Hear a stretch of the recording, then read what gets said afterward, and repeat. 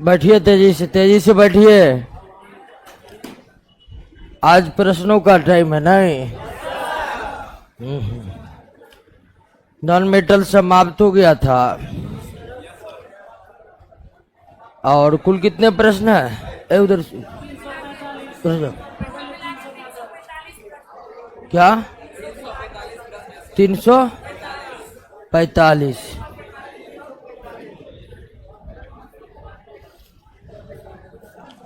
345 है तो आज आधे प्रश्नों को ले लेते हैं। 160 प्रश्नों को देख लेते हैं आज। ओके, 160-70 प्रश्नों को देख लेते हैं। आइए शुरुआत करते हैं।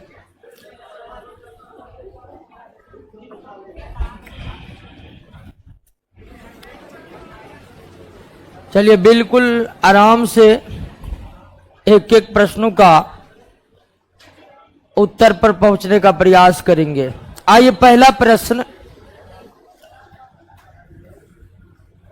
चलिए, रोशन कुमार, ऋतिक कुमार, सपना कुमारी, शुरुआत करें तब। ओके, पहला प्रश्न है, ऐसे तत्व अधातु कहलाते हैं, ऐसे तत्व अधातु कहलाते हैं जो धातु के समान व्यवहार नहीं करते। बिल्कुल, तत्वों में जो धातु के समान व्यवहार नहीं करते हैं, निश्चित तौर पर वो क्या है? अधातु है। जो इलेक्ट्रॉन को ग्रहण कर ऋणायन बनाते हैं, ये भी अधातु के ही गुण है। इलेक्ट्रॉन ग्रहण करने की जो प्रवृत्ति है, वो प्रवृत्ति भी किसका गुण है? अधातु का गुण है। तो ये भी सही है, ए भी सही है और बी भी सही है। सी नंबर में कह रहा है कि जो इलेक्ट्रॉन को त्याग कर धनायन बनाते हैं, तो जो इलेक्ट्रॉन को त्याग कर धनायन बनाते हैं वो अधातु नहीं धातु होते हैं। तो ऐसे तत्व अधातु कहलाते हैं जो ए तथा बी दोनों के समान व्यवहार करते हैं, जो ए तथा बी दोनों के समान व्यवहार करते हैं। ओके, पहला प्रश्न का आंसर डी हो जाएगा। दूसरा, अधातुओं में धातु के समान चमक नहीं होती है। अधातुओं में धातु के समान चमक इसलिए नहीं होती है कि अधातुओं में मुक्त इलेक्ट्रॉन का क्या होता है? अभाव होता है। चमक जो होते हैं ना, धातुओं में मुक्त इलेक्ट्रॉन होते हैं, और मुक्त इलेक्ट्रॉन पर जब प्रकाश पड़ता है ना, तो उस प्रकाश से इलेक्ट्रॉन उत्तेजित हो जाते हैं, और जब मुक्त इलेक्ट्रॉन धातु के उत्तेजित होते हैं तो उससे ही धातुओं में चमक पैदा होती है। लेकिन अधातुओं में तो मुक्त इलेक्ट्रॉन होते नहीं है, तो प्रकाश पड़ने पर ये इसके इलेक्ट्रॉन उत्तेजित नहीं होते हैं, और यही कारण है कि अधातु चमकीले नहीं होते हैं। तो अधातुओं में धातुओं के समान चमक नहीं होती है, क्योंकि अधातुओं में मुक्त इलेक्ट्रॉन, फ्री इलेक्ट्रॉन नहीं होते हैं। और फ्री इलेक्ट्रॉन समझ रहे हैं ना? अगर किसी तत्व के परमाणु के अंतिम कक्षा में 1 या 2 या 3 इलेक्ट्रॉन है तो वो क्या है? मुक्त इलेक्ट्रॉन। किसी तत्व के परमाणु के अंतिम कक्षा में 1 या 2 या 3 इलेक्ट्रॉन होते हैं तो वो इलेक्ट्रॉन एक परमाणु से दूसरे परमाणु में जाने के लिए स्वतंत्र होते हैं, और इसीलिए उन्हें हम क्या कहते हैं? मुक्त इलेक्ट्रॉन कहते हैं। वहीं जब परमाणु के अंतिम कक्षा में इलेक्ट्रॉन की संख्या 3 से बढ़कर 4, 5, 6 या 7, 8 हो जाती है, तो वो इलेक्ट्रॉन एक परमाणु से दूसरे परमाणु में गमन नहीं कर सकते हैं। और यही कारण है कि अंतिम कक्षा में 4, 5, 6, 7 या 8 इलेक्ट्रॉन है तो वो बंधित इलेक्ट्रॉन होते हैं, मुक्त इलेक्ट्रॉन नहीं होते हैं। दूसरा का आंसर ए होगा। तीसरा, अधातुओं के संबंध में कौन सा एक सही नहीं है? अधातुओं के संबंध में कौन सा एक सही नहीं? अधातु ना तो आघात वर्ध और ना ही तन्य होते, ये सही है। आघात वर्धनीयता और तन्यता धातुओं का गुण है, अधातु का नहीं। अधातु उष्मा के कुचालक होते हैं तथा विद्युत के भी कुचालक होते, बिल्कुल सही है। अधातुओं का घनत्व धातुओं के तुलना में ज्यादा होता है। ये गलत है दोस्तों, सरासर गलत है। अधातुओं का घनत्व धातुओं के तुलना में कम होता है। अधातुओं का घनत्व धातुओं के तुलना में कम होता है, ये गलत है। अधातुओं को जब धातु से प्रहार किया जाता है तो इसे किसी प्रकार की ध्वनि नहीं निकलती है, बिल्कुल नहीं निकलती है। ध्वनि धातुओं को पीटने से निकलती है, ध्वनि धातुओं के पीटने से निकलती है। क्लियर? 4 नंबर, अधातु प्रायः कठोर नहीं होते हैं, परंतु डायमंड अधातु होते हुए भी बहुत कठोर है। इसका कारण क्या है? अधातु प्रायः कठोर नहीं होते हैं, परंतु डायमंड अधातु होते भी कठोर। इसका कारण इसमें मुक्त इलेक्ट्रॉन नहीं पाए जाते। मुक्त इलेक्ट्रॉन तो चमकीले और कुचालकता का यानी कि कुचालक है क्यों और चमकते क्यों नहीं है, उसका कारण ये मुक्त इलेक्ट्रॉन हो सकता है। इसका एक प्लेन दूसरे प्लेन पर फिसल नहीं हो सकता है। हीरा में परमाणुओं का जो एक लेयर है, उसके ऊपर परमाणुओं का दूसरा लेयर, फिर उसके ऊपर परमाणुओं का तीसरा लेयर, वो लेयर एक दूसरे पर फिसल नहीं सकते हैं। और यही कारण है कि हीरा काफी ज्यादा मजबूत होते हैं। अधातु होकर भी हीरा की कठोरता कई धातुओं के तुलना में बहुत ज्यादा है, क्योंकि इसका एक प्लेन दूसरे प्लेन पर फिसल नहीं सकता है।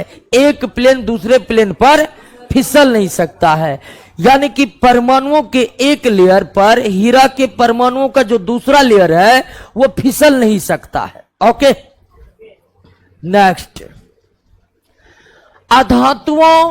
अधातुएं क्यों विद्युत का चालन नहीं करती है? इसका एक ही कारण मुक्त इलेक्ट्रॉन है। इनमें धातुओं की भांति मुक्त इलेक्ट्रॉन नहीं पाए जाते हैं। इसमें धातुओं के तरह मुक्त इलेक्ट्रॉन का क्या होता है?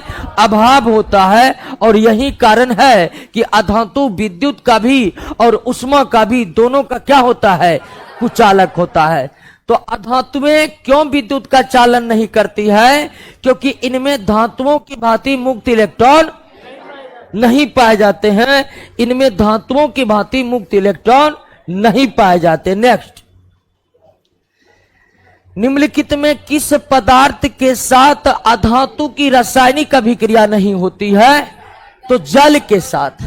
अधातुएं ऑक्सीजन से अभिक्रिया करते हैं, अधातुएं क्लोरीन से भी अभिक्रिया करते हैं, अधातुएं अम्ल से भी अभिक्रिया करते हैं, लेकिन अधातुएं जल से अभिक्रिया नहीं करते हैं। अधातु की अभिक्रिया जल के साथ नहीं होती है, हालांकि सभी धातुएं जल के साथ अभिक्रिया करते हैं। अधातुएं किसके समान आचरण करती है? अधातुएं ऑक्सीकारक। अधातुएं क्या होते हैं?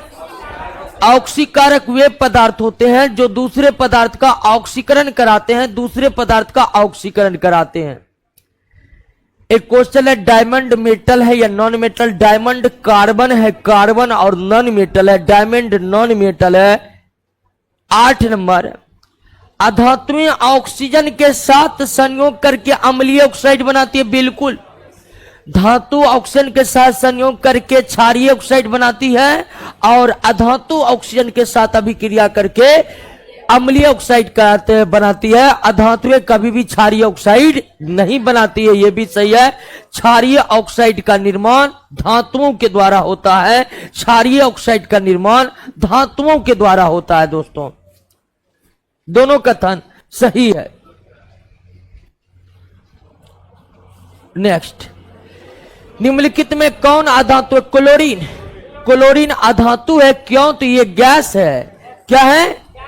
और जितने भी गैस हैं सारे के सारे अधातु है। जितने भी गैस है वो सारे के सारे अधातु है, क्योंकि धातुएं ठोस होती है, मजबूत होती है। दोस्तों, 10 नंबर, निम्नलिखित में कौन सा एक सही नहीं है? धातु और अधातु परस्पर अभिक्रिया करके आयनिक यौगिक का निर्माण करते हैं। बिल्कुल सही है। आयनिक यौगिक मतलब इलेक्ट्रोवायलेंट बॉन्ड। अधातु और अधातु परस्पर अभिक्रिया करके संयोजी यौगिक का निर्माण करते हैं, यह भी सही है। कि अधातु अधातु के बीच अभिक्रिया होगी तो सहसंयोजी यौगिक बनेगा, कोवैलेंट बॉन्ड बनेगा, ये भी सही है। धातुएं आपस में अभिक्रिया करके उप सहसंयोजी यौगिक का निर्माण करते हैं, ये गलत है दोस्तों।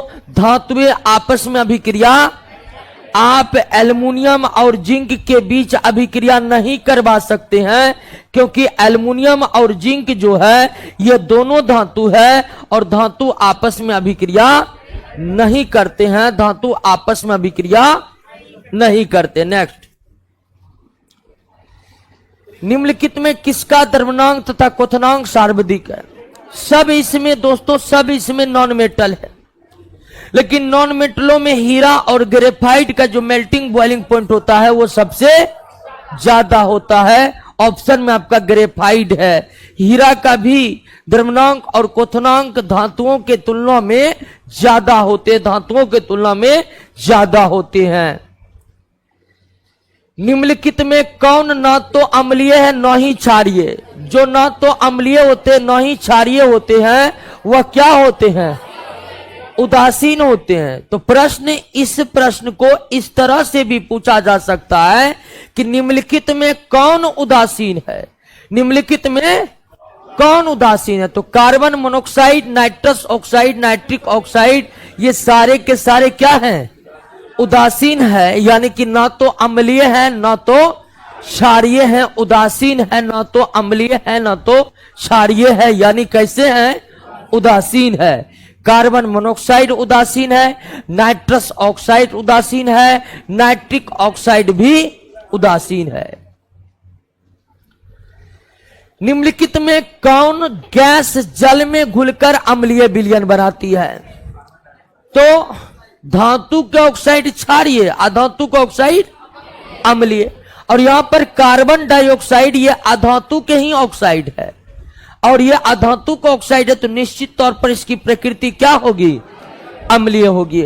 ऑक्सीजन गैस है, नाइट्रोजन गैस है, हाइड्रोजन गैस है, ये सब गैस जो है उदासीन गैस है। लेकिन कार्बन डाइऑक्साइड गैस चूंकि अधातु का ऑक्साइड हो गया, ये अम्लीय होते हैं, ये जल में घुलकर अम्लीय विलयन बनाएंगे। ठीक उसी तरह सल्फर डाइऑक्साइड भी जल में घुलकर अम्लीय विलयन बनाएंगे। फास्फोरस पेंटाऑक्साइड भी जल में घुलकर अम्लीय विलयन बनाएंगे, क्योंकि ये सब अधातु के ऑक्साइड है और अधातु के ऑक्साइड जल में घुलकर अम्लीय विलयन ही बनाते हैं। अधातु के ऑक्साइड जल में घुलकर अम्लीय विलयन बनाते हैं, और कुछ अधातु के ऑक्साइड अभी तुरंत आप देखे हैं उदासीन है, तो वो ऑक्साइड जल में घुलकर अम्लीय विलयन नहीं बनाएगा। निम्नलिखित में कौन एक विद्युत ऋणात्मक तत्व है? क्लोरीन। कौन एक विद्युत ऋणात्मक तत्व है? क्लोरीन, क्योंकि क्लोरीन अधातु है और ऑप्शन में बाकी सब आपका धातु है। धातु विद्युत धनात्मक होते हैं क्योंकि वो इलेक्ट्रॉन त्याग करते हैं। अधातु विद्युत ऋणात्मक होते हैं क्योंकि वे इलेक्ट्रॉन को ग्रहण करते हैं, क्योंकि वे इलेक्ट्रॉन को ग्रहण करते हैं। अगला कथन है अधातुओं को इलेक्ट्रोनिगेटिव तत्व की संज्ञा दी जाती है। बिल्कुल, इलेक्ट्रोनिगेटिव यानी कि विद्युत ऋणात्मक, बिल्कुल सही है। अधातुएं इलेक्ट्रॉन ग्रहण कर ऋण आवेशित आयन बना सकती है, बिल्कुल ये भी सही है। और यही कारण है कि इसे हम क्या कहते? इलेक्ट्रोनिगेटिव तत्व कहते। अधातुएं इलेक्ट्रॉन ग्रहण कर ऋण आवेशित आयन बना सकती है, और यही कारण है कि हम अधातुओं को क्या कहते हैं? तो इसका आंसर हो जाएगा कि ए और आर दोनों सही है, तथा आर ए की सही स्पष्टीकरण है कि नहीं है? ए का स्पष्टीकरण आर दे रहा है कि नहीं है? अधातुएं इलेक्ट्रोनिगेटिव विद्युत ऋणात्मक है, क्यों? तो वे इलेक्ट्रॉन ग्रहण कर ऋण आयन बना सकते हैं। तो निश्चित तौर पर आर जो है वह कथन ए का स्पष्टीकरण दे रहा है, सही स्पष्टीकरण दे रहा है। आंसर आपका क्या हो गया? ए हो गया।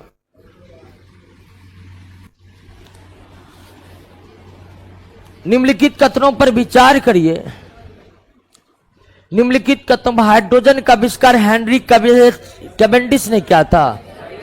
हाइड्रोजन का नामकरण हेनरी बेसेमर ने किया था। नहीं, गलत है। हाइड्रोजन का नामकरण किसने किया था? लेवोजियर ने किया था। हाइड्रोजन का नामकरण केमिस्ट्री के पिता लेवोजियर के द्वारा हुआ था। हाइड्रोजन एक परमाणुक है? नहीं, हाइड्रोजन कितने परमाणुक है? 2 परमाणुक है। सही है केवल एक, सही है केवल एक। हाइड्रोजन के खोजकर्ता हेनरी कैवेंडिश है। हाइड्रोजन के जो नामकरण है वह लेवोजियर के द्वारा किया गया। हाइड्रोजन एक परमाणुक नहीं, हाइड्रोजन 2 परमाणुक है। हाइड्रोजन 2 परमाणुक है, एक परमाणु इनर्ट गैस होते हैं। हाइड्रोजन निम्नलिखित में किसके साथ समानता रखता है? हाइड्रोजन वर्ग 1 के क्षार धातु के साथ भी और वर्ग 17 के हैलोजन। आवर्त सारणी के वर्ग 1 के तत्वों को क्षार धातु के कहते हैं और आवर्त सारणी के वर्ग 17 को हैलोजन तत्व कहते हैं। क्या कहते हैं? हैलोजन तत्व कहते हैं। दोनों के साथ हाइड्रोजन समानता रखता है, दोनों के साथ।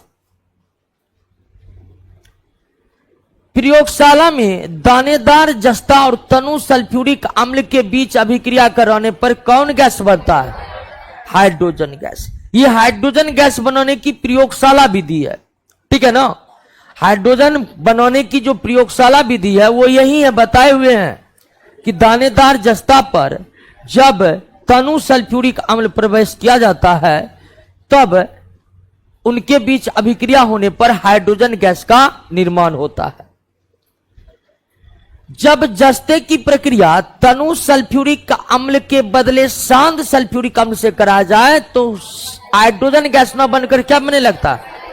सल्फर डाइऑक्साइड गैस बनने लगता है। अगर जस्ता की अभिक्रिया तनु सल्फ्यूरिक अम्ल के जगह शांत सल्फ्यूरिक अम्ल से करवाएंगे तो हाइड्रोजन गैस न बनकर कौन गैस बनने लगेगा? सल्फर डाइऑक्साइड गैस बनने लगेगा। प्रयोगशाला में हाइड्रोजन गैस बनाने हेतु शुद्ध जस्ता का उपयोग नहीं किया जाता है। शुद्ध जस्ता का उपयोग नहीं किया जाता, उसमें थोड़ी कोई अन्य धातु अशुद्धि के रूप में मिला दी जाती है।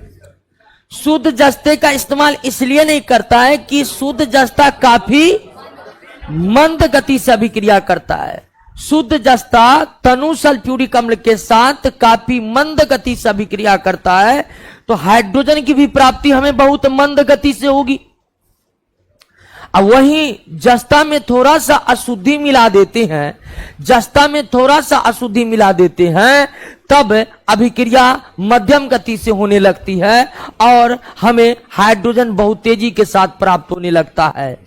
तो अगर जस्ते की प्रक्रिया, जस्ते की अभिक्रिया तनु के जगह शांत सल्फ्यूरिक अम्ल से करिएगा तो सल्फर डाइऑक्साइड बनेगा, हाइड्रोजन नहीं बनेगा। दूसरी, अगर हाइड्रोजन गैस बनाने में जस्ता का इस्तेमाल शुद्ध किए हैं तब आपको बहुत धीमी गति से हाइड्रोजन प्राप्त होगा। हमें जस्ते में थोड़ी सी अशुद्धि मिलानी पड़ती है।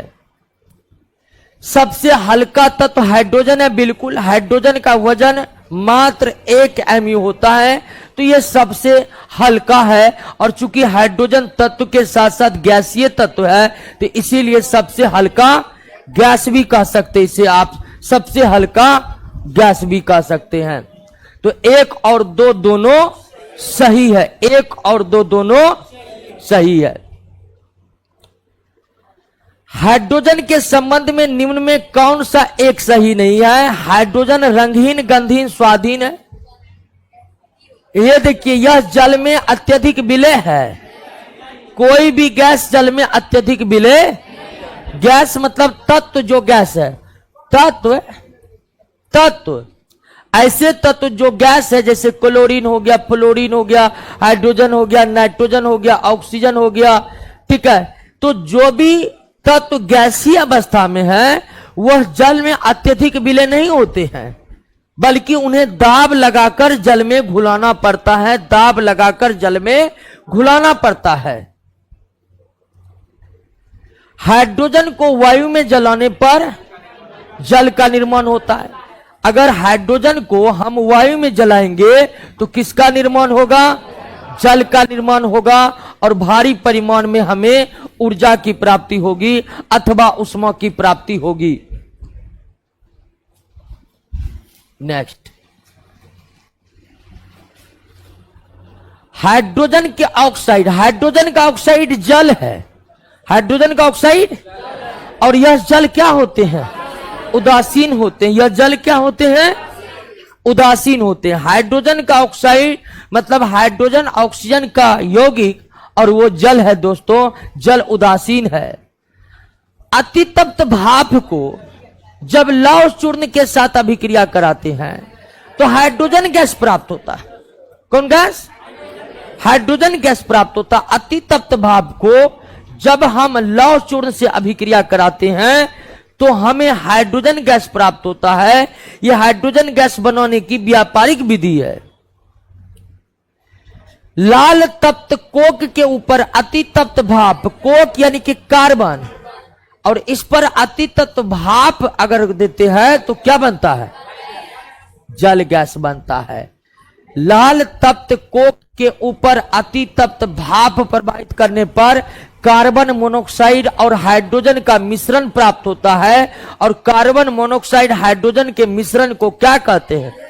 जल गैस कहते हैं। लाल तप्त कोक के ऊपर, कोक यानी कि 98% शुद्ध कार्बन को क्या कहते हैं?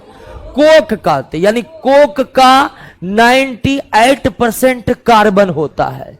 तो लाल तप्त का मतलब बहुत ज्यादा गर्म, लाल तप्त का मतलब बहुत ज्यादा गर्म। तो बहुत ज्यादा गर्म अथवा लाल तप्त कोक के ऊपर अति तप्त भाप यानी कि जल प्रवाहित करने पर आपको कार्बन मोनोऑक्साइड और हाइड्रोजन का मिश्रण प्राप्त होता है। कार्बन मोनोऑक्साइड और हाइड्रोजन के मिश्रण को क्या कहते हैं? जल गैस कहते हैं। कार्बन मोनोऑक्साइड और हाइड्रोजन के मिश्रण को सोडियम फॉर्मेट को गर्म करने पर हाइड्रोजन गैस मिलता है। ठीक है, इसको याद रखिए। सोडियम फॉर्मेट को गर्म करने पर हाइड्रोजन गैस, सोडियम फॉर्मेट को गर्म करने पर हाइड्रोजन गैस, सोडियम फॉर्मेट को गर्म करने पर। नेक्स्ट, तेलों के हाइड्रोजनीकरण, हाइड्रोजनीकरण में कौन गैस का यूज होगा? हाइड्रोजन का यूज होगा। हाइड्रोजनीकरण में किस गैस का यूज होगा? हाइड्रोजन का। नाम ही है हाइड्रोजनीकरण, हाइड्रोजन के नाम पर। तेलों के हाइड्रोजनीकरण के फलस्वरूप खाद्य तेल खाद्य वसा में परिवर्तित हो जाते, बिल्कुल सही है। वनस्पति तेल वनस्पति घी में परिवर्तित हो जाते, ये भी सही है। और संतृप्त वसा संतृप्त वसा में परिवर्तित, सही है, तीनों सही है। और संतृप्त वसा स्वास्थ्य के लिए ठीक होते हैं, संतृप्त वसा स्वास्थ्य के लिए हानिकारक होते हैं, संतृप्त वसा स्वास्थ्य के लिए हानिकारक होते हैं। हमें अपने भोजन में ज्यादा से ज्यादा असंतृप्त वसा का ही उपयोग करनी चाहिए। निम्नलिखित में हाइड्रोजन के बड़े खंडों को कौन अवशोषित करेगा? सभी, यानी कि प्लेटिनम, पैलेडियम, कोलाइडी पैलेडियम यानी कि पैलेडियम की द्रव अवस्था, कोलाइडी पैलेडियम में इतनी क्षमता होती है कि ये अपने भार का 1000 गुना अधिक हाइड्रोजन को अवशोषित कर सकता है। क्या कर सकता है? अवशोषित कर सकता है। हाइड्रोजन के बड़े बड़े खंड या खंड की जगह बड़े बड़े मात्रा भी इस्तेमाल हो सकता है। तो हाइड्रोजन को अवशोषित करके अपने में धारित रखने की क्षमता प्लेटिनम में भी है, पैलेडियम में भी है, कोलाइडी पैलेडियम में भी है।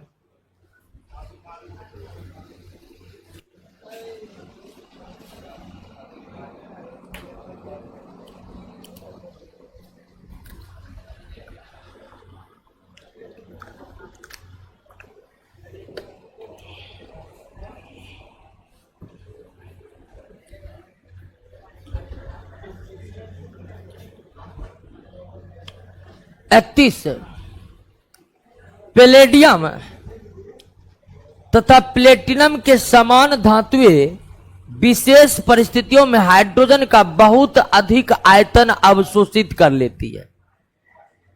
पैलेडियम तथा प्लेटिनम के समान धातुएं विशेष परिस्थितियों में हाइड्रोजन का बहुत अधिक आयतन अवशोषित कर लेती है। धातुओं द्वारा अवशोषित हाइड्रोजन को क्या कहते हैं? अधिधारित हाइड्रोजन कहते हैं। क्या कहते हैं? अधिधारित हाइड्रोजन कहते हैं।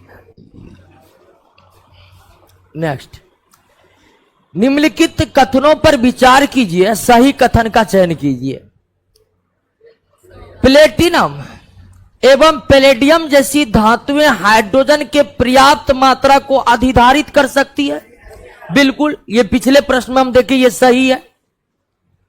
इन धातुओं को सिर्फ गर्म करने पर अधिधारित हाइड्रोजन बाहर निकल जाते। बिल्कुल, प्लेटिनम के अंदर जो हाइड्रोजन अवशोषित करके रखा हुआ है, जिसे हम अधिधारित हाइड्रोजन कहते हैं, तो प्लेटिनम को गर्म करेंगे, उसके भीतर का सारा हाइड्रोजन निकल जाएगा।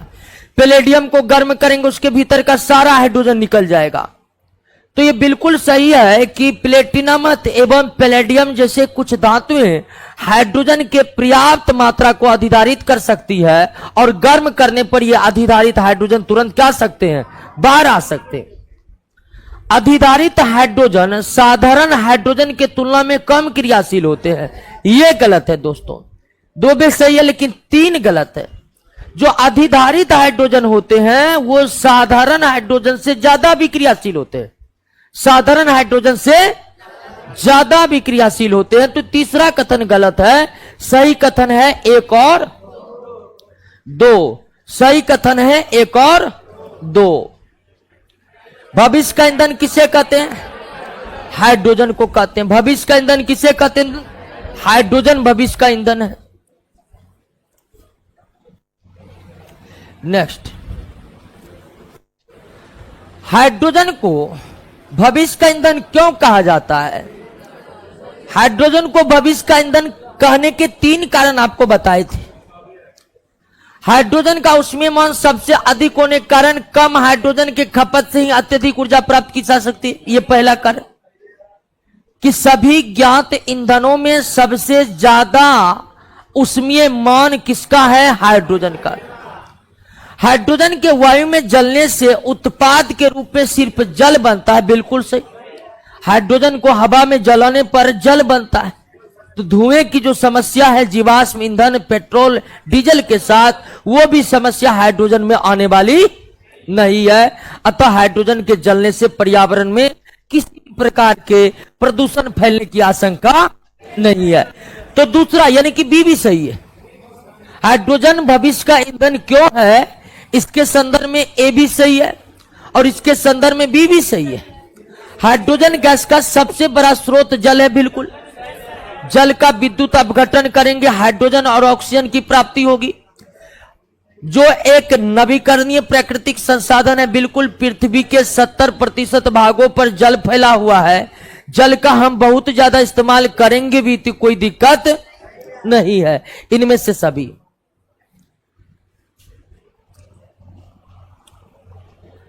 हाइड्रोजन भविष्य का ईंधन है, परंतु वर्तमान में इस ईंधन के रूप में इस्तेमाल करने पर शारीरिक कठिनाई हाइड्रोजन के भंडारण से।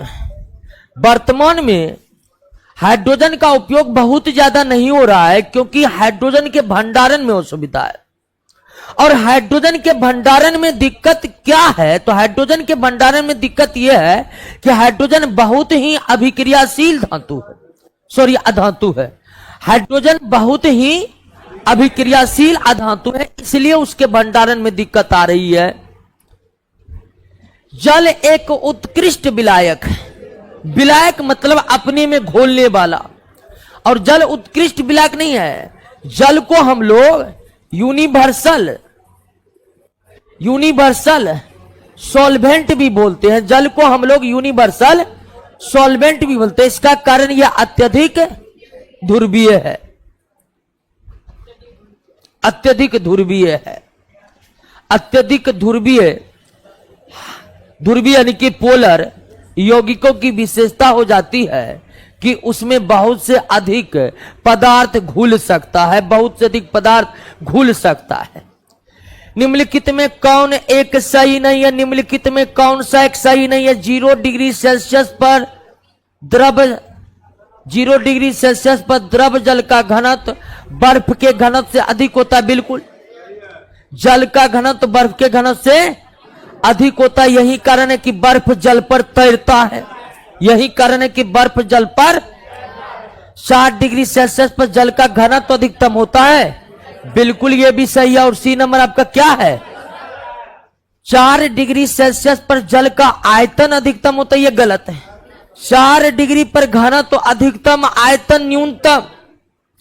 4 डिग्री सेल्सियस वो टेम्परेचर है जिस पर घनत्व अधिकतम होता है जल का, और जहां घनत्व अधिकतम होगा वहां आयतन न्यूनतम हो जाएगा। वहां आयतन क्या हो जाएगा? न्यूनतम हो जाएगा। वहां आयतन न्यूनतम हो जाएगा। नेक्स्ट, निम्नलिखित कथनों पर विचार कीजिए। जल का आयतन द्विधर्मी होता है या अम्ल और क्षार दोनों के समान व्यवहार कर सकते हैं? बिल्कुल ये सही है। जल दोनों के समान व्यवहार कर सकता है, लेकिन साधारण ताप और दाब पर जल अम्लीय नहीं होते हैं, क्षारीय भी नहीं होते हैं। जल क्या होते हैं? उदासीन होते हैं। लेकिन ये दोनों के समान व्यवहार कर सकता है। जल ऑक्सीकारक अवकारक दोनों के समान व्यवहार कर सकता है, ये भी सही है। जल बहुत ही अलग तरह का यौगिक है दोस्तों। जल बहुत ही अलग टाइप का यौगिक है या द्रव है, जो जिसका गुण अन्य किसी भी द्रवों से बिल्कुल क्या हो जाता है? भिन्न हो जाता है। समान ताप दाब पर कई यौगिक है जो द्रव पदार्थ है, कई यौगिक है जो द्रव पदार्थ है, लेकिन जल का गुण उन सब से क्या है? अलग है। वह जल जो साबुन के साथ आसानी से झाग नहीं देता है, उसे क्या कहते हैं? कठोर जल कहते हैं। वो जल जो साबुन के साथ आसानी से झाग नहीं देता है, वो क्या होते हैं? जल में अस्थायी कठोरता, अस्थायी कठोरता बाइकार्बोनेट के कारण। अस्थायी कठोरता किसके कारण? बाइकार्बोनेट, कैल्शियम और मैग्नीशियम के बाइकार्बोनेट के कारण होती है। अस्थायी कठोरता कैल्शियम और मैग्नीशियम के बाइकार्बोनेट के साथ होती है, कैल्शियम और मैग्नीशियम के बाइकार्बोनेट के साथ। नेक्स्ट, जल को अस्थायी कठोरता, जल को उबाल कर और क्लार्क विधि, तीनों होगा, तीनों कैल्गोन विधि अस्थायी कठोरता को दूर करने के लिए इस्तेमाल किया जाता है। लेकिन कैल्गोन विधि एक ऐसी विधि है जिसके द्वारा जल की अस्थायी कठोरता भी दूर की जा सकती है और जल की अस्थायी कठोरता भी दूर की जा सकती है। तो अस्थायी कठोरता जो कैल्शियम और मैग्नीशियम के बाइकार्बोनेट के कारण आती है, उसको आप उबाल कर दूर कर सकते हैं, क्लार्क विधि के द्वारा दूर कर सकते हैं। कैल्गोन विधि एक ऐसी विधि है, कैल्गोन विधि एक ऐसी विधि है जिसके द्वारा जल की अस्थायी और अस्थायी दोनों प्रकार की कठोरता को दूर किया जा सकता है।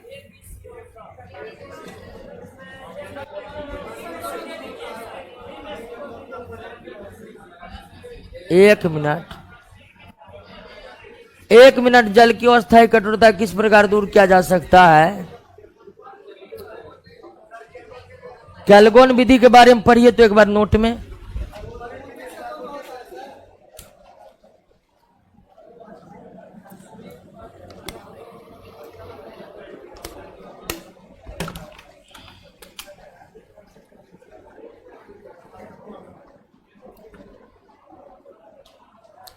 कैल्गोन विधि और परमुटेड विधि के बारे में पढ़िए तो मिस्टेक तो नहीं हो रहा है।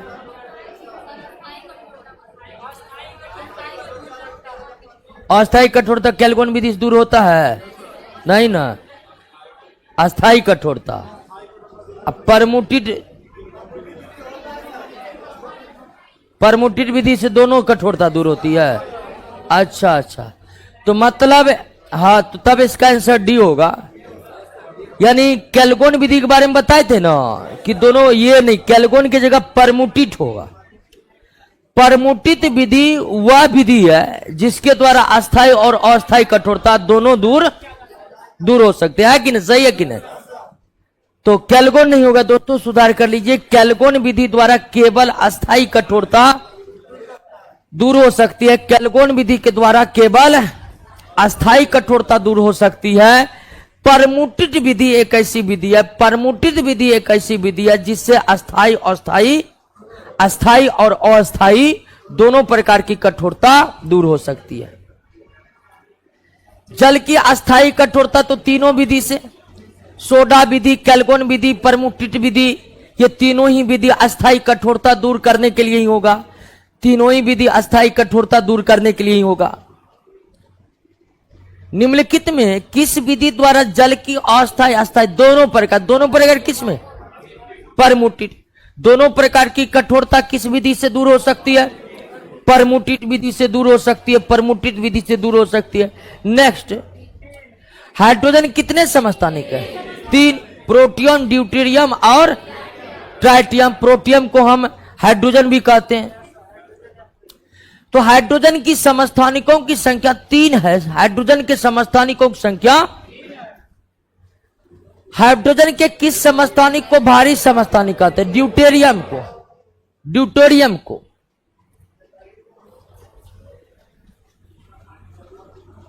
कौन सा एक सही नहीं है? हाइड्रोजन के तीनों समस्थानिक का परमाणु संख्या एक ही होता है। बिल्कुल, समस्थानिक के परमाणु संख्या समान होते, समस्थानिकों के परमाणु संख्या समान होते, हम जानते हैं। तो हाइड्रोजन का तीनों समस्थानिक का परमाणु संख्या क्या होगा? समान होगा। हाइड्रोजन के तीनों समस्थानिक के रासायनिक गुण एक समान होते। बिल्कुल, समस्थानिकों के बारे में हम पिछले चैप्टर में भी पढ़े हुए हैं कि समस्थानिकों के परमाणु संख्या समान होते, समस्थानिकों के रासायनिक गुण समान होते हैं। तीनों समस्थानिक के भौतिक गुण समान होते हैं। अच्छा, भौतिक गुण समान होते हैं, इससे ज्यादा गलत कथन है कि हाइड्रोजन के तीनों समस्थानिक का परमाणु द्रव्यमान एक समान नहीं होते हैं। बिल्कुल ये सही है, यही गलत है। समस्थानिकों के भौतिक गुण समान, समस्थानिकों के रासायनिक गुण समान होते हैं, लेकिन भौतिक गुण समान। हाइड्रोजन का दुर्लभ और रेडियो सक्रिय समस्थानिक कौन है? ट्राइटियम है। ट्राइटियम है। रेडियो सक्रिय ट्राइटियम क्या है? बीटा। बीटा उत्सर्जक है। हम पढ़े हुए हैं कि रेडियो एक्टिविटी चैप्टर देख लिए ना। तो रेडियो एक्टिविटी चैप्टर में क्या देखे कि जो रेडियो एक्टिव एलिमेंट होते हैं वो अल्फा, बीटा, गामा का उत्सर्जन करते हैं। लेकिन जरूरी नहीं है कि हर radio active element alpha, beta, gamma तीनों का उत्सर्जन करे। हो सकता है कि रेडियो एक्टिव एलिमेंट केवल अल्फा का उत्सर्जन कर रहा हो, यह भी हो सकता है कि केवल बीटा का उत्सर्जन हो रहा हो, यह भी हो सकता है कि केवल गामा का उत्सर्जन हो रहा हो, या यह भी हो सकता है कि तीनों का उत्सर्जन हो रहा है। तो उसमें अगर हम ट्राइटियम जो हाइड्रोजन का समस्थानिक है, इसके द्वारा बीटा का उत्सर्जन होता है। किसका? बीटा का उत्सर्जन होता है, अल्फा गामा का नहीं। ट्राइटियम की अर्ध आयु 12.4 वर्ष होता है। अर्ध आयु वो आयु है जिसमें रेडियो एक्टिव एलिमेंट का द्रव्यमान पहले के बिल्कुल आधा हो जाता है। पहले का बिल्कुल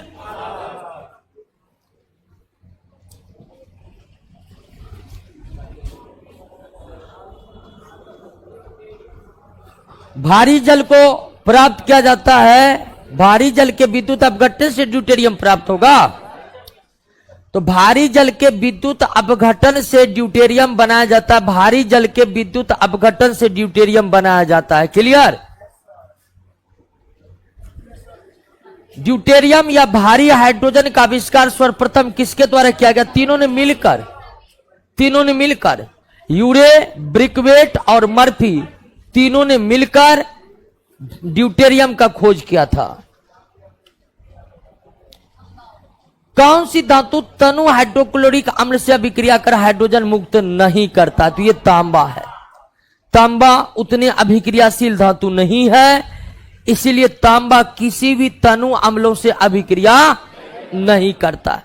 लेकिन तांबा सांद्र अम्ल से अभिक्रिया करता है। तांबा सांद्र अम्ल से अभिक्रिया करता है।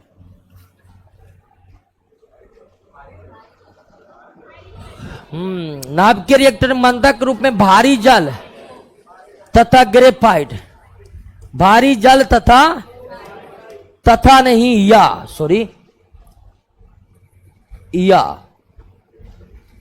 भारी जल या फिर ग्रेफाइट का इस्तेमाल करते हैं। भारी जल या ग्रेफाइट का रिएक्टर हम पिछले चैप्टर में ही पढ़ चुके हैं। किस पर तनु नाइट्रिक अम्ल की अभिक्रिया से हाइड्रोजन गैस उत्पन्न होती है? मैग्नीज। देखिए तनु नाइट्रिक अम्ल से केवल मैग्नीशियम अभिक्रिया और मैग्नीज अभिक्रिया करता है तो ही हाइड्रोजन गैस बनता है। समझे कि नहीं समझे? तनु नाइट्रिक अम्ल से केवल मैग्नीशियम और मैग्नीज ही अभिक्रिया करता है तब हाइड्रोजन गैस बनता है। अन्य सभी धातु तनु नाइट्रिक अम्ल से अभिक्रिया तो करते हैं लेकिन हाइड्रोजन गैस बनाते। तनु नाइट्रिक अम्ल से अभिक्रिया कर हाइड्रोजन गैस बनाएगा केवल दो धातु, और वो कौन कौन है? एक मैग्नीशियम है और दूसरा मैग्नीज। एक मैग्नीशियम है दूसरा मैग्नीज है। तो मैग्नीशियम तो ऑप्शन में है नहीं, तो आंसर क्या होगा? मैग्नीज। भारी जल को प्राप्त किया जा सकता है जल को लंबे समय तक विद्युत अपघटन करके। साधारण जल के किसी भी नमूने को अगर आप 5000 भागों में विभक्त कर दीजिएगा, साधारण जल के नमूने को अगर आप 5000 भागों में विभक्त कर दीजिएगा तो एक भाग भारी जल होगा। यानी साधारण जल के 5000 भागों में एक भाग क्या होता है? भारी जल होता है, जिसको आप लंबे समय तक विद्युत अपघटन करके प्राप्त कर सकते हैं। जल को लंबे समय तक विद्युत अपघटन करके ड्यूटेरियम प्राप्त होगा, अब फिर ड्यूटेरियम का ऑक्सीजन से अभिक्रिया करके ड्यूटेरियम ऑक्साइड प्राप्त होगा। Deuterium clear?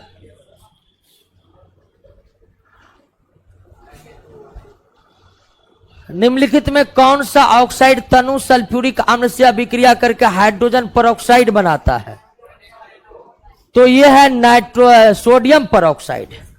सोडियम परऑक्साइड की अभिक्रिया अगर तनु सल्फ्यूरिक अम्ल से होगा तो सोडियम सल्फेट बनेगा और हाइड्रोजन परऑक्साइड बनेगा।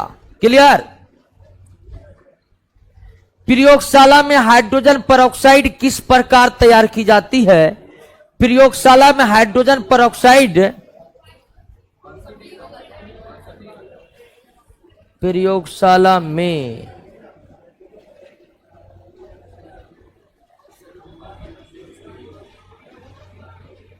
Manganese barium oxide, barium oxide को बेरियम ऑक्साइड से बनाया जाता है। सॉरी, बेरियम ऑक्साइड को ठंडे जल में घुलाकर विलयन में कार्बन डाइऑक्साइड प्रवाहित करके प्रयोगशाला में हाइड्रोजन परऑक्साइड गैस को तैयार किया जाता है। बेरियम ऑक्साइड को ठंडे जल में घुलाकर विलयन में कार्बन डाइऑक्साइड गैस प्रवाहित करके प्रयोगशाला में हाइड्रोजन परऑक्साइड यानी कि H2O2 को तैयार किया जाता है। क्लियर? याद रखना है, बेरियम ऑक्साइड को ठंडे जल में घुलाकर विलयन में कार्बन डाइऑक्साइड प्रवाहित करने पर किस यौगिक का निर्माण होता है? Hydrogen peroxide. हाइड्रोजन परऑक्साइड भी साधारण ताप पर द्रव अवस्था में होते हैं। क्या किस अवस्था में? हालांकि ये त्वचा के लिए खतरनाक होते हैं। हाइड्रोजन परऑक्साइड हमारे त्वचा पर गिर जाएगा ना तो त्वचा जलने लगेगा, त्वचा पर फोफले बन जाएंगे।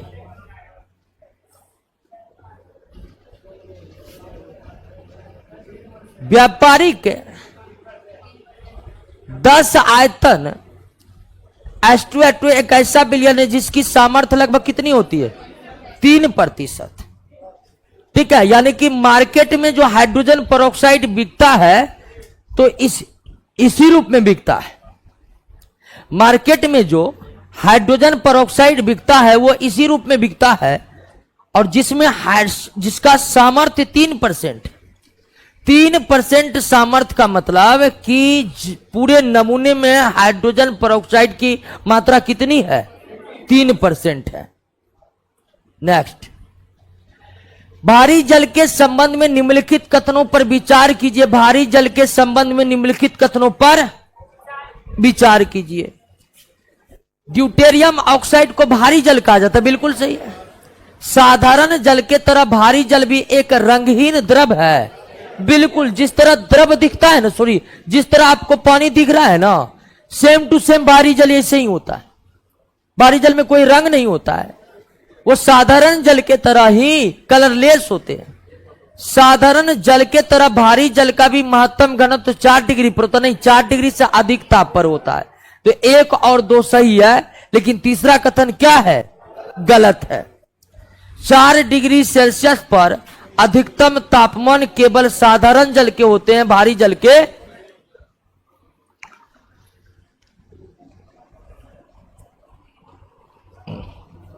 नेक्स्ट, बालों के ब्लीचिंग में प्रयुक्त होता है हाइड्रोजन पेरोक्साइड। ब्लीचिंग मतलब बालों की सफाई, बहुत अधिक दिनों तक बालों की सफाई नहीं हुई है तो हाइड्रोजन पेरोक्साइड के द्वारा उसे साफ कर लिया जाता है जी। भ्रष्ट पदार्थों को फिर से साफ करने या पुराने तैल चित्रों के रंगों को फिर से उभारने के लिए भी किसका इस्तेमाल किया जाता है? हाइड्रोजन पेरोक्साइड का इस्तेमाल किया जाता है। हाइड्रोजन पेरोक्साइड का इस्तेमाल किया जाता है। नेक्स्ट, समुद्र का जल वर्षा जल से अधिक लवण युक्त होता है। समुद्र का जल वर्षा जल से अधिक लवण होता है क्योंकि समुद्र में मिलने वाली नदियां अपने साथ बहाकर क्या ले जाती है? लवण। समुद्र में उतनी लवणता क्यों है? तो विश्व के प्रत्येक कोनों से बहती हुई नदियां अंततः कहां मिलती है? और नदियां जो घूम फिर कर अंत में समुद्र से मिलती है तो भारी मात्रा में लवण जाकर रख देती है समुद्र में। नदियों का प्रवाह अगर समुद्र की ओर नहीं होती, नदियों का प्रवाह अगर समुद्र की ओर नहीं होती तो निश्चित तौर पर समुद्र के जल भी लवणीय नहीं होते। समुद्र के जल लवण इसलिए होते हैं कि नदियां अपने साथ पृथ्वी पर के लवण को बहाकर ले जाकर अंततः समुद्र में मिलती है और समुद्र में उस लवण को चुरा देती है। समुद्री जल से शुद्ध जल किस प्रक्रिया के द्वारा प्राप्त किया जाता है? तो यह आसवन विधि में डिस्टिलेशन प्रोसेस। डिस्टिलेशन प्रोसेस में हम जल को, समुद्री जल को उबालते हैं, जल भाप बन जाता है और उसके जो लवण है वह उसी बर्तन में रह जाता है। 0 डिग्री से 100 डिग्री तक गर्म करने पर पानी का घनत्व 4 डिग्री सेल्सियस तक बढ़ता है और फिर घटता है। 4 डिग्री सेल्सियस तक बढ़ता है और 4 डिग्री सेल्सियस पर बढ़ते बढ़ते महत्तम हो जाता है और फिर गर्म करने पर वो क्या होता है? घटता है।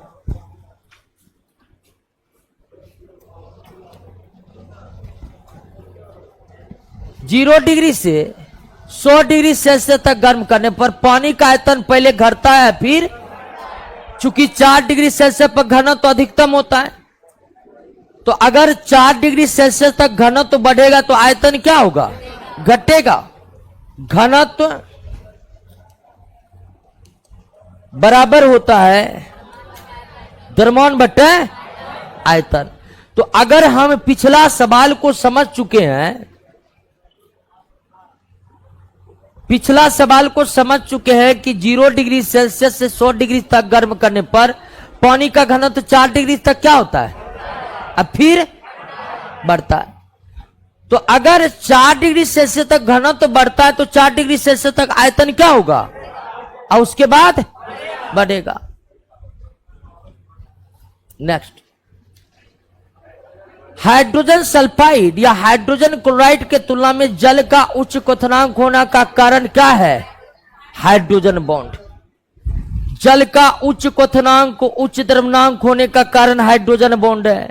जल बहुत अधिक विलेयता होती है, जल की सोलेबिलिटी बहुत ज्यादा होती है।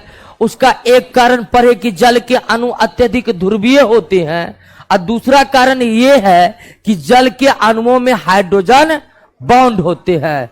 ठीक है, हाइड्रोजन बॉन्ड होते। नेक्स्ट, निम्नलिखित में कौन सा तत्व ब्रह्मांड में सर्वाधिक मात्रा में? हाइड्रोजन। ब्रह्मांड में सर्वाधिक मात्रा में हाइड्रोजन। हमारे सूर्यमंडल के जो सूर्य हैं उसका भी 70% भाग क्या है? हाइड्रोजन से बना है। सौर मंडल के जो सूर्य है उसका भी 70% भाग किससे बना है? नेक्स्ट, पानी में क्या होने पर उसे भारी पानी कहा जाता है? तो ड्यूटेरियम। ड्यूटेरियम होगा तभी ना उसको भारी पानी कहिएगा। तो हाइड्रोजन का भारी, और हाइड्रोजन का भारी समस्थानिक किसे कहते हैं? ड्यूटेरियम को कहते हैं। हाइड्रोजन का भारी समस्थानिक ड्यूटेरियम को कहते हैं। ग्रामीण क्षेत्र में जल का कीटाणुनाशन किया जाता है किसके द्वारा? क्लोरीन के द्वारा, क्लोरीन के द्वारा, ठीक है ना। D2O का विशिष्ट घनत्व H2O से ज्यादा होता है, ज्यादा होता है, ठीक है, ज्यादा होता है। नेक्स्ट, यदि शुष्क हाइड्रोजन के गैस जार में जलती, शुष्क हाइड्रोजन के गैस जार में, यदि शुष्क हाइड्रोजन के गैस जार में जलती हुई मोमबत्ती को ले जाएंगे तो मोमबत्ती, हाइड्रोजन जलने लगेगा, मोमबत्ती। आप जानते हैं हाइड्रोजन ज्वलनशील गैस है, हाइड्रोजन क्या है?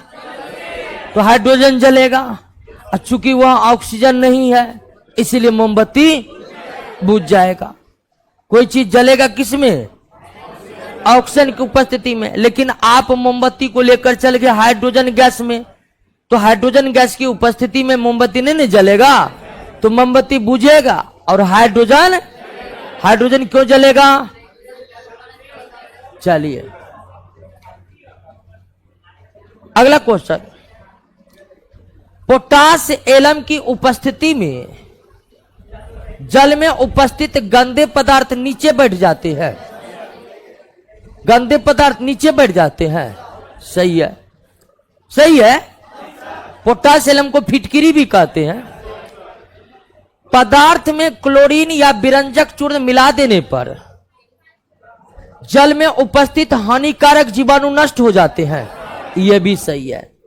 जल को साफ दोनों के द्वारा किया जाता है, फिटकिरी के द्वारा भी यानी पोटास एलम के द्वारा भी, क्लोरीन और ब्लीचिंग। तो पोटास एलम गंदगी को साफ करता है, क्लोरीन बैक्टीरिया वायरस को मारता है, क्लोरीन बैक्टीरिया वायरस को मारता है। क्लियर?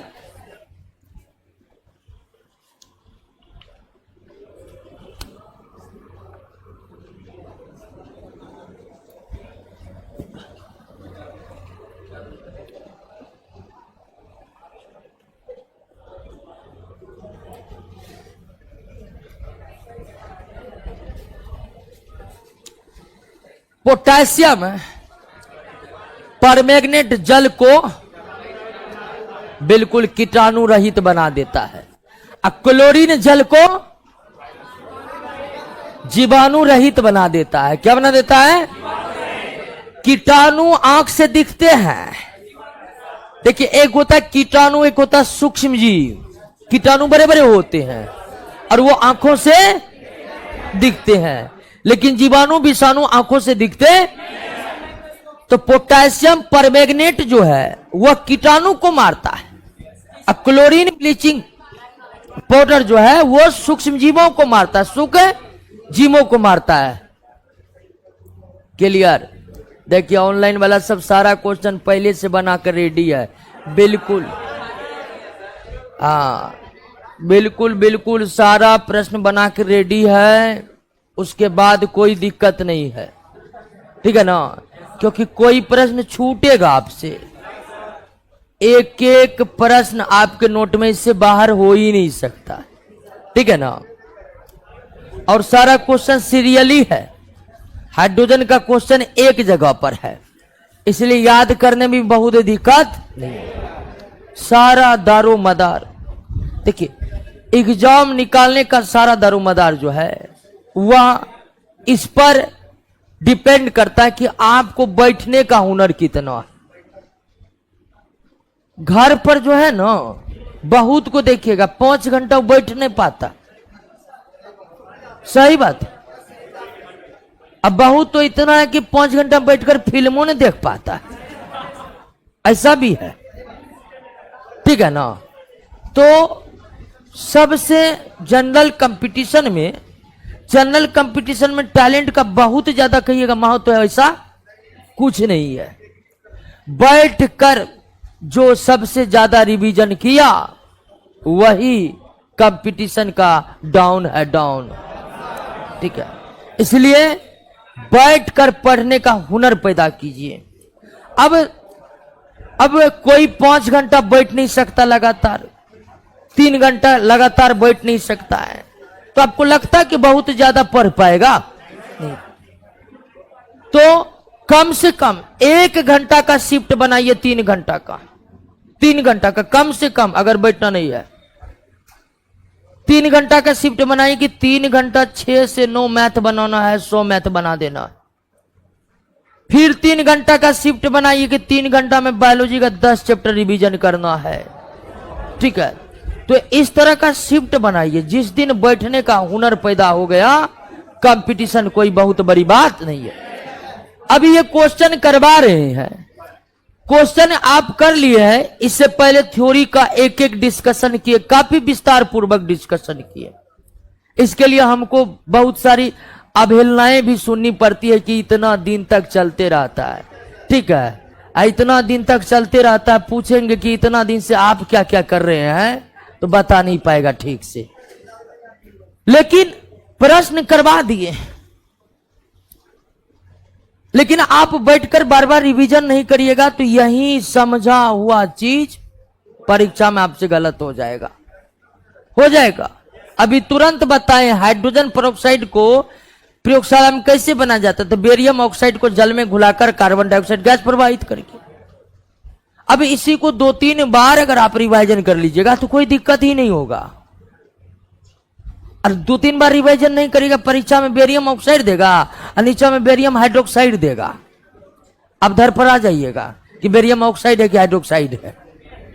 इसलिए हम बोल रहे हैं कि बार बार बैठकर बैठने का हुनर बनाइए। 74 नंबर पर आइए। निम्नलिखित में किन 2 अभिकारकों के मध्य अभिक्रिया हाइड्रोजन गैस उत्पन्न करेगा? अच्छा, मैग्नीशियम हाइड्रोक्लोरिक अम्ल अभिक्रिया करेगा तो होगा ही होगा। निम्नलिखित में किन 2 अभिकारकों के मध्य हाइड्रोजन गैस उत्पन्न करेगी? तो बिल्कुल मैग्नीशियम धातु है, हाइड्रोक्लोरिक अम्ल अम्ल है, धातु अम्ल के साथ अभिक्रिया करके हाइड्रोजन गैस देता, बिल्कुल सही है। तांबा और तनु नाइट्रिक अम्ल से केवल मैग्नीशियम और मैग्नीज ही अभिक्रिया करके हाइड्रोजन गैस देते, तो ये होगा नहीं। कैल्शियम कार्बोनेट को अगर अम्ल के साथ अभिक्रिया करवाए तो कार्बन डाइऑक्साइड बनेगा, हाइड्रोजन जस्ता, और नाइट्रिक अम्ल से जस्ता केवल मैग्नीशियम और, तो कौन होगा? ए होगा, ए। नेक्स्ट, केतली में पानी को उबालने पर उसकी आंतरिक परत पर सफेद पदार्थ की एक परत जम जाती है। यह परत किसकी होती है? कैल्शियम और मैग्नीशियम के कार्बोनेटस की होती है। ठीक है ना? अभी देखे होंगे, या कभी कभी बर्तन को आप साबुन से साफ कर दीजिए, 1-2 दिन तक खाना मत बनाए उस बर्तन में। उस बर्तन के तली में देखिएगा कि व्हाइट परत जम गया है, वो किसकी परत होती है? अगर ऐसा नहीं हो रहा है, आप फिर वही आरओ वाटर से बर्तन को साफ करिए, वो पतला परत नहीं बैठेगा, क्योंकि उसमें सारे लवणों को क्या कर दिया गया है? निकाल दिया गया। वही जो नॉर्मल वाटर होता है उससे धोइए तो ये तरह का, तो वो जो उजले बर्तन को धोने के बाद आपको दिखाई देते हैं, पानी को गर्म करने के बाद आपको दिखाई देते हैं, वो कैल्शियम और मैग्नीशियम के बाइकार्बोनेट होते हैं। कैल्शियम मैग्नीशियम के बाइकार्बोनेट होते हैं निश्चित। जब कठोर जल को पूर्णतः वाष्पीकृत हो जाता तब पात्र में सफेद ठोस बचा रहता है। यह सफेद ठोस जो है कार्बोनेट का होता है और सल्फेट का होता है। कार्बोनेट वाला तो यहां दे ही दिया है, ठीक है। कार्बोनेट कैल्शियम मैग्नीशियम के कार्बोनेट, क्लोराइड नहीं होगा, सल्फेट होगा। कार्बोनेट तो होगा ही होगा, उसके बाद आपको क्या होगा? सल्फेट होगा, क्लोराइड नहीं होगा। नहीं, कार्बोनेट और सल्फेट सबसे मेन इसमें कौन है? कार्बोनेट। उसके बाद हल्का फल्का सल्फेट, यानी इस तरह का ऑप्शन दे दिया जाए तो आप रखिएगा कि सफेद अपक्षेप में क्लोराइड नहीं होते हैं, क्लोराइड नहीं होते, कार्बोनेट सल्फेट। जल का शुद्धतम रूप कौन है? वर्षा जल है। जल का शुद्धतम रूप कौन है? वर्षा जल है। कहीं कहीं पर अशुद्ध जल देता है डिस्टिल वाटर, लेकिन अशुद्ध जल की जगह वर्षा जल ही होगा। क्लियर? वायुमंडल में हाइड्रोजन नहीं पाए जाते, कारण यह सबसे हल्की गैस है, इसलिए पृथ्वी के गुरुत्वाकर्षण को पार कर निकल जाते हैं। ठीक है ना, गुरुत्वाकर्षण को पार कर निकल जाते हैं। नेक्स्ट, वनस्पति तेल से डालडा या वनस्पति घी, ये तो हाइड्रोजनीकरण कहलाता है। ये क्या कहलाता है? हाइड्रोजनीकरण कहलाता है। क्या कहलाता है? वनस्पति घी के औद्योगिक उत्पादन में कौन सी विधि? हाइड्रोजन। हाइड्रोजनीकरण में हाइड्रोजन से अभिक्रिया होता है, और हाइड्रोजन से अभिक्रिया करना क्या कहलाता है? अपचयन कहलाता है, यानी कि रिडक्शन कहलाता है। अपचयन कहलाता है, यानी क्या कहलाता है? वनस्पति घी हाइड्रोजनीकरण के द्वारा बनता है। हाइड्रोजनीकरण में हाइड्रोजन से रिएक्शन होता है। हाइड्रोजन से रिएक्शन होना अपचयन या रिडक्शन कहलाता है। भारी जल की खोज किसने की? यूरे ब्रिकवेट, तीन वैज्ञानिक है। आवर्त सारणी में कार्बन, कार्बन किस परिवार का है? वर्ग 14 का है। Carbon, silicon, germanium. कार्बन के संबंध में निम्नलिखित में कौन सा सही नहीं है? यह अधातु तत्व है। इसके परमाणु में 6 प्रोटॉन, 6 न्यूट्रॉन, 6 इलेक्ट्रॉन। बिल्कुल। कार्बन में 6 प्रोटॉन, 12 में से 6 घटाए तो 6 न्यूट्रॉन और 6 इलेक्ट्रॉन होते हैं। कार्बन सभी जैव यौगिक का अनिवार्य मूल्य तत्व है। जैव का मतलब सजीव होता है। जैव का मतलब सजीवों के शरीर में जितने भी यौगिक है, प्रोटीन, कार्बोहाइड्रेट, वसा, न्यूक्लिक एसिड, डीएनए, आरएनए, सब में कार्बन उपस्थित है। सब में, प्रोटीन में कार्बन है, कार्बोहाइड्रेट में कार्बन है, वसा में कार्बन है, डीएनए, आरएनए में कार्बन है। सभी जैव यौगिक, जैव यौगिक का मतलब सजीव के शरीर में पाए जाने वाले यौगिक। जैव का मतलब सजीव होता है। दोस्तों, प्रकृति में कार्बन मुक्त अवस्था में नहीं पाए जाते, ये गलत है। आप जो कोयला देख रहे हैं प्रकृति में, वो वास्तव में क्या है? कार्बन ही। आप जो कोयला देख रहे हैं वो क्या है? कार्बन है। कार्बन है जी। तो बिल्कुल कार्बन उतने अभिक्रियाशील नहीं है कि मुक्त अवस्था में ना पाया जाए। कार्बन मुक्त अवस्था में पाया जाता है, कोयला के रूप में, हीरा के रूप में, ग्रेफाइट के रूप में। ठीक है ना। रेडियो सक्रिय समस्थानिक कार्बन 14 है। ठीक है। कार्बन का भी 3 समस्थानिक है। हाइड्रोजन के 3 से अधिक समस्थानिक है कार्बन का, लेकिन 3 ही मुख्य है। उनमें कार्बन 14 जो है ना, वो रेडियो एक्टिव है। कार्बन 14 जो है। निम्नलिखित कथनों पर विचार कीजिए। किसी तत्व के परमाणुओं के आपस में बंधित होने के गुण को क्या कहते हैं? श्रृंखलन कहते हैं। परमाणुओं के आपस में बंधित होने के गुण को क्या कहते हैं? श्रृंखलन, या अंग्रेजी में केटेशन प्रॉपर्टी कहते। बिल्कुल सही है। श्रृंखलन के गुण केवल कार्बन में पाया जाता है, ये गलत है। श्रृंखलन का गुण सबसे ज्यादा किसमें पाया जाता है? केवल कार्बन में पाया जाता है, ये गलत है। श्रृंखलन का गुण वर्ग 14 के तत्व सीसा को छोड़कर सब में है। श्रृंखलन का गुण कार्बन में भी है, श्रृंखलन का गुण सिलिकॉन में भी है, श्रृंखलन का गुण जर्मेनियम में भी है, श्रृंखलन का गुण आवर्त सारणी के वर्ग 14 के तत्वों में सीसा को छोड़कर सब में है। लेकिन सबसे ज्यादा किसमें है? कार्बन में ही है। केवल कार्बन में है, ये गलत है। केवल कार्बन में है, ये गलत है। हाइड्रोजन के साथ सबसे अधिक यौगिक निम्नलिखित में से किस तत्व के द्वारा? कार्बन। पूरा कार्बन हाइड्रोजन के यौगिक ऑर्गेनिक केमिस्ट्री भरा पड़ा हुआ है। वह गुण जिसके कारण एक ही तत्व कई रूपों में पाए जाते, वो क्या कहलाते? एक ही तत्व के कई रूपों में पाया जाने जाना अपरूपता कहलाता है। एक ही यौगिक को कई रूपों में पाया जाना क्या कहलाता है? अपरूपता कहलाता है। क्या कहलाता है? कौन कार्बन के अपर रूप है? तीनों, हीरा, ग्रेफाइट और फुलेरीन, तीनों कार्बन के अपर रूप है। कार्बन के अपर रूप है। नेक्स्ट, निम्नलिखित कथनों पर विचार कीजिए। एक ही तत्व के विभिन्न अपर रूप के रासायनिक गुण भिन्न होते, ये गलत। अपर रूप के भौतिक गुण भिन्न होते हैं, रासायनिक गुण क्या होते हैं? तो मतलब दोनों कथन आपका क्या है? एक ही तत्व के विभिन्न रूप को अपर रूप कहा जाता है और अपर रूपों का रासायनिक गुण समान होते हैं, भौतिक गुण क्या होता है? असमान होता है। तो ये दोनों कथन यहां पर आपका क्या है? गलत है। कार्बन के रबेदार अपर रूप नहीं है कोयला।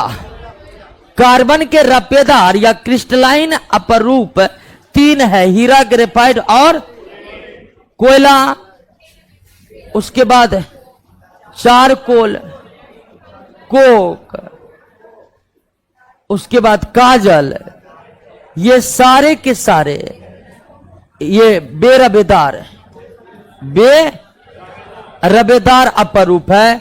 इसको अंग्रेजी में एमोर्फस कहते हैं, ठीक है ना। तो कार्बन के अपर रूप को दो श्रेणियों में बांटा जाता है, रबेदार और या क्रिस्टलाइन, नॉन क्रिस्टलाइन। क्रिस्टलाइन और रबेदार में हीरा, ग्रेफाइट और फुलेरीन। बेरबेदार में ये सब आपका आ गया। निम्नलिखित में कार्बन नहीं है। क्वार्ट्ज, क्वार्ट्ज सिलिका का क्रिस्टलीय रूप है। क्वार्ट्ज सिलिका का क्रिस्टलीय रूप है। बालू जो है ना, वो क्वार्ट्ज का ही चूर्णित स्वरूप है। क्वार्ट्ज को अगर चूर कर महीन बना दे। हीरे के बारे में निम्नलिखित कथनों में कौन से सही है? हीरे के बारे में निम्नलिखित कथनों में कौन से? इसे प्रकाश से परावर्तित करने की योग्यता के कारण गहनों में रत्न की तरह प्रयुक्त किया जाता है। बिल्कुल। हीरा का अपवर्तनांक काफी अधिक होता है। हीरा का अपवर्तनांक काफी अधिक होता है, इसीलिए प्रकाश परावर्तित करने की क्षमता। हीरा विद्युत का सुचालक है, यह गलत है। विद्युत का सुचालक ग्रेफाइट है, हीरा नहीं, ठीक है ना। हीरा विद्युत का, इसे कांच, संगमरमर, पत्थर और अन्य कठोर पदार्थ काटने के लिए प्रयोग किया जाता है। बिल्कुल सही है। इसे सैलों के बेधन के लिए प्रयुक्त किया जाता है, यह भी सही है। 1, 3, 4 सही है हीरे के संबंध में, लेकिन दूसरा गलत है। हीरा विद्युत का क्या है? कुचालक है। हीरा विद्युत का क्या है? लेकिन कार्बन का दूसरा अपर रूप ग्रेफाइट विद्युत का क्या है? कौन सा एक तत्व? हीरा। रेत सिलिका है तो यौगिक है। संगमरमर कैल्शियम कार्बोनेट है, यौगिक है। शक्कर ग्लूकोज है, यौगिक है। हीरा कार्बन का अपर रूप और तत्व है। कार्बन का शुद्धतम रूप कौन है? हीरा ही है। कार्बन का शुद्धतम रूप क्या है? हीरा। हीरा मतलब 100% कार्बन। हीरा के गुणों के संदर्भ में निम्नलिखित में कौन एक सही है? एक सही नहीं है। हीरा सबसे सख्त पदार्थ है जो कांच को सुगमता पूर्वक काट सकता। बिल्कुल, बिल्कुल सही है। हीरा का घनत्व 3.5 तथा अपवर्तनांक 2.417 होता है, सही है। यह अक्रियाशील पदार्थ है, किसी रासायनिक घोल में नहीं घुलता। बिल्कुल सही है। जैसे सोना, प्लेटिनम जैसे धातु एक्वारिजिया में घुल जाता है कि नहीं? तो क्या एक्वारिजिया में हीरा भी घुल जाएगा? नहीं। किसी भी रासायनिक घोल में या तो घुलता है, किसी से यह अभिक्रिया। तो इसका मतलब यह गलत कौन है? एक्स किरणें जो एक प्रकार का विद्युत चुंबकीय तरंग है। एक्स किरणें जो एक प्रकार का विद्युत चुंबकीय तरंग है, यह तरंग हीरा के आर पार हो जाते हैं। हीरा के आर पार हो जाते हैं। ग्रेफाइट के गुणों के संदर्भ में कौन सा एक सही नहीं है? यह काले रंग का रबेदार, रबेदार का मतलब क्रिस्टलाइन, तो हीरा ग्रेफाइट और फुलेरिन क्रिस्टलाइन अपर रूप है, तो सही है पहला कथन। यह उष्मा और विद्युत का सुचालक होता है। यह बहुत सख्त पदार्थ है। ग्रेफाइट बहुत मुलायम है। ग्रेफाइट मुलायम होने के कारण इसका इस्तेमाल लुब्रिकेंट यानी कि ग्रीस बनाने के लिए, या हिंदी में बोले स्नेहक बनाने के लिए होता है। तो ग्रेफाइट एक बहुत ही मुलायम सॉफ्ट पदार्थ है। ग्रेफाइट एक बहुत ही मुलायम सॉफ्ट पदार्थ है। यह सख्त नहीं है दोस्तों। सुख सेल की धनात्मक छड़े किससे बने होते हैं? ऋणात्मक जस्ते की बर्तन की। निम्नलिखित में कौन अच्छा स्नेहक? स्नेहक ग्रेफाइट। स्नेहक ग्रीस, ग्रीस हाँ अंग्रेजी में बोलते हैं लुब्रिकेंट। बॉल बैरिंग में जो लगाए जाते हैं ग्रीस ताकि घर्षण से बचाव हो, वही स्नेहक कहलाते हैं। और ग्रेफाइट का हीरा को उच्च ताप पर गर्म करने पर कार्बन डाइऑक्साइड, चूंकि हीरा कार्बन है जी, इसको गर्म करिएगा तो क्या बनेगा? बिल्कुल हीरा बर्बाद हो जाए, जला दीजिएगा तो बर्बाद ही ना होगा। सही है। ग्रेफाइट को भी उच्च ताप पर गर्म करने पर कार्बन, सही है। हीरा भी कार्बन है, ग्रेफाइट भी। उसे उच्च ताप पर गर्म करिएगा, वो ऑक्सीजन से अभिक्रिया करके क्या बनाएगा? Carbon dioxide. दोनों कथन क्या है? सही है। दोनों कथन क्या है?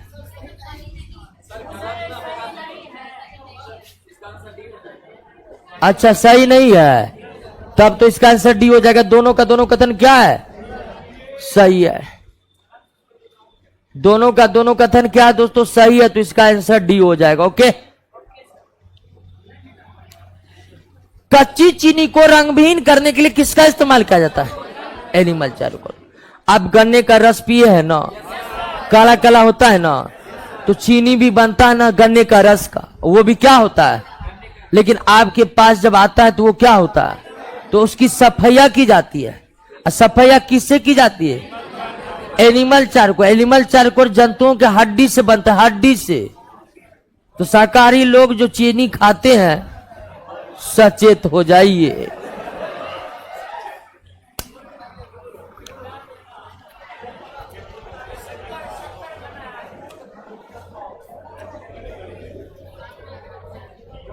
वैसे चीनी बनाने की पद्धति इतनी ज्यादा गंदगी भरी होती है कि आप चीनी मिल का दौरा कराएंगे तो चीनी नहीं खाएंगे, समझे? जिस दिन आप चीनी मिल का दौरा करके आ गए, चीनी खाना आप छोड़ दीजिएगा। हीरे का आभूषण के रूप में उसका उपयोग किस गुण के कारण होता है? अपवर्तनांक के कारण। हीरा के अपवर्तनांक अभी तक ज्ञात पदार्थों में सबसे ज्यादा है। हीरा का अपवर्तनांक सबसे ज्यादा होने के कारण उसमें पूर्ण आंतरिक परावर्तन करने की क्षमता होती है। अब पूर्ण आंतरिक परावर्तन के कारण ही हीरा बहुत तेज चमकते हैं, जिसके कारण इसका इस्तेमाल आभूषण के तौर पर किया जाता है। कार्बोरेंडम, कार्बोरेंडम किसको कहते हैं? सिलिकॉन कार्बाइड को। यह कृत्रिम हीरा है। यह क्या है? कृत्रिम हीरा है। और ये हीरे के तरह ही कठोर होते हैं, लेकिन इसका रंग काला होता है। हवा की अनुपस्थिति में हीरा को 2000 डिग्री सेल्सियस तक गर्म करने पर क्या बनता है? ग्रेफाइट बनता है। क्या बनता है? ग्रेफाइट।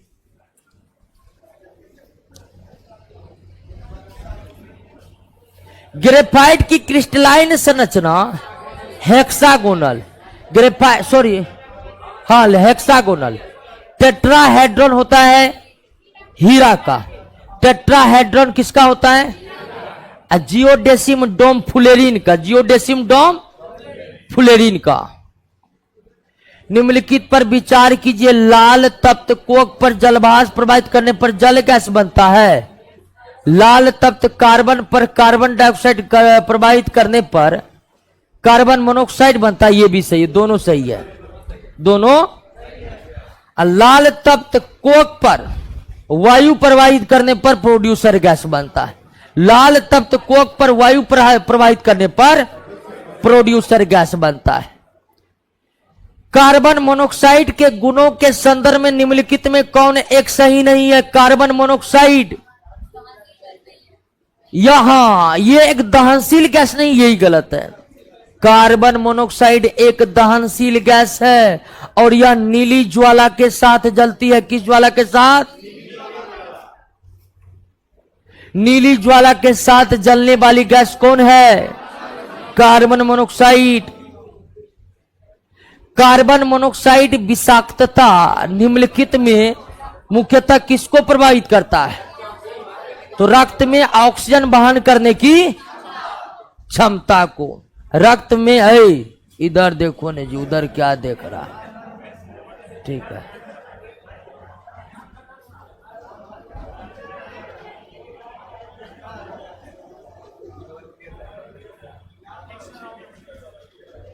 क्लियर हो गया? या 109 का सी होगा, दोनों सही है। 100, हाँ ये सही है। लाल तप्त कोक पर भाप प्रवाहित करने पर प्रोड्यूसर नहीं, भाप H2O है जी। H2O यानी कि जल, जल देने पर जल गैस, वायु देने पर प्रोड्यूसर गैस। दोनों कथन क्या है? गलत है। लाल तप्त कोक पर भाप प्रवाहित करने पर जल गैस, लाल तप्त कोक पर वायु प्रवाहित करने पर प्रोड्यूसर गैस। निम्नलिखित में कौन सा वायु प्रदूषक ऑक्सीजन के अपेक्षा अधिक शीघ्रता से रक्त के हीमोग्लोबिन के साथ घुलता है? तो यह कौन है दोस्तों? कार्बन मोनोऑक्साइड है। यह कौन है? निम्नलिखित में कौन एक सही नहीं है? कौन? कार्बन को हवा या ऑक्सीजन की पर्याप्त मात्रा में जलाने पर कार्बन डाइऑक्साइड बनता, बिल्कुल सही है। कार्बन या कार्बन युक्त ईंधनों को हवा या ऑक्सीजन की अपर्याप्त मात्रा में जलाने पर कार्बन मोनोऑक्साइड बनता है, यह भी सही है। कार्बन मोनोऑक्साइड अत्यंत विषैली गैस है, यह भी सही है। लेकिन कार्बन डाइऑक्साइड विषैली गैस नहीं है। यह तो प्रकाश संश्लेषण के लिए उपयोगी है दोस्तों, यह विषैली नहीं है, यह विषैली। वायुमंडल में कार्बन डाइऑक्साइड की प्रतिशत 0.03%, 0.03% होता है। 0. कार्बन डाइऑक्साइड जल से अभिक्रिया करके कार्बोनिक अम्ल, कार्बोनिक अम्ल, ठीक है, कार्बन H2CO3, यह एक कार्बोलिक अम्ल है। कार्बोलिक अम्ल C6H5OH, यह है आपका फिनॉल। यह क्या है? और फिनॉल को ही कहते हैं कार्बोलिक अम्ल। तो कंफ्यूजन नहीं करना है लिक और निक में, ठीक है। कार्बोनिक और कार्बोलिक दोनों में बहुत अंतर है। कार्बोलिक अम्ल किसको कहा जाता है? फिनॉल को। जबकि जल में घुलकर कार्बन डाइऑक्साइड गैस क्या बनाता है? कार्बोनिक अम्ल बनाता है। क्या बनाता है? कार्बोनिक अम्ल बनाता है। आग बुझाने के लिए कौन गैस? कार्बन डाइऑक्साइड गैस का इस्तेमाल किया जाता है। किसकी उपस्थिति के कारण चूने का पानी वायु में रखने पर दूधिया हो जाता है? यह कार्बन डाइऑक्साइड। अब दोस्तों रहने दीजिए, भीग गए हैं पूरा। अरे हल्ला न करिए, अब रहने दीजिए, गर्मी बहुत लग गया, स्थिति खराब है। कूलर कोई काम नहीं कर रहा है। इस लगवा रहे। अगला क्लास में ऑनलाइन ही रहेगा, ठीक है ना? क्वेश्चन चल रहा है तो ऑनलाइन भी कर सकते हैं। ऑनलाइन आइएगा, लगभग 50% भी ऑनलाइन हो जाइएगा तो गर्मी घट जाएगा, उस दिन खत्म कर देंगे, ठीक है। तो अगला क्लास जो केमिस्ट्री का होगा ना, केमिस्ट्री का जिनसे संभव होगा ऑनलाइन करना, ऑनलाइन कर लीजिएगा, बिल्कुल फ्री रहेगा ऑनलाइन। ओके, अभी आप देख रहे हैं पूरा भीग गए, पूरा गंजी लग रहा है, अंदर का 2 किलो का हो गया भीग करके।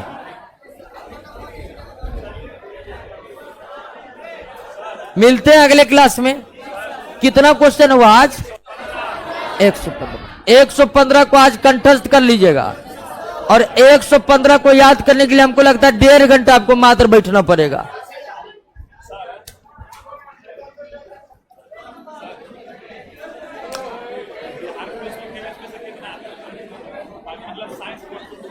साइज पोर्शन का बढ़िया वेटेज है। 30-32।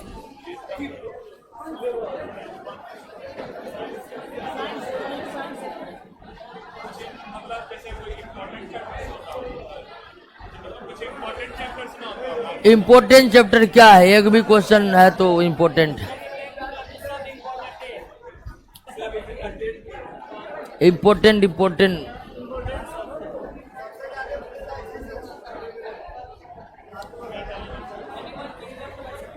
मिलते हैं अगले क्लास में दोस्तों।